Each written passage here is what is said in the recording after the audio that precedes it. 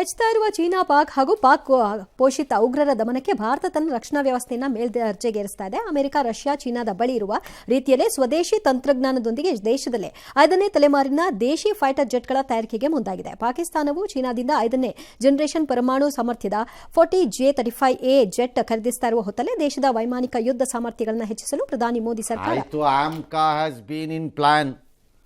ಇದನ್ನೇ ಆ ಗ್ರೇಟ್ ಪುರ್ಡೆ ಗಿರಾಕಿ ಆಂಧ್ರ ಪ್ರದೇಶ ಕರ್ಕೊಂಡು ಹೋಗ್ತೀನಿ ಅಂತಿದ್ದಿದ್ದು. ಏನೊಂದು ಜೆಟ್ ಮಾಡೋದು ಅಂತಂದ್ರೆ ಏನು ಜಮೀನು ಕೊಡೋಕ್ಕೆ ಅದೇನು 30-40 ಸೈಟೇನಪ್ಪ ಅಂತ ಆ ಚೀಫ್ ಮಿನಿಸ್ಟ್ರನ್ನ ಕೇಳಬೇಕು. ಯಾವನಾರು ಒಬ್ಬ ಆ ಚೀಫ್ ಮಿನಿಸ್ಟ್ರು ವರ್ಲ್ಡೆಲ್ಲ ನಾನು ಒಬ್ಬನಿಗೆ ಗೊತ್ತಿರೋದು ಅನ್ನೋ ಥರ ಡ್ರಾಮಾ.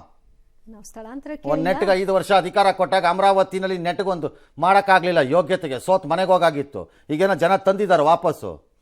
ಸುಮ್ಮನೆ ಇಲ್ಲದ ಕಿತಾಪತಿಗಳು ಈಗ ಕೂತ್ಕೊಂಡು ಏನು ಜೆಟ್ ಮಾಡೋದು ಅಂದರೆ 10 ಎಕರೆ ಜಮೀನು ಕೊಡೋದಾ?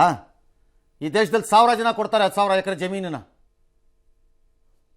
There are inbuilt things. ಅದಕ್ಕೆ ಎಸ್ಟಾಬ್ಲಿಷ್ಡ್ ಸಿಸ್ಟಮ್ಸ್ ಇರುತ್ತೆ. ಕಾಸ್ಟ್ಗಳು ಡೌನ್ ಆಗುತ್ತೆ ಅದರಿಂದ.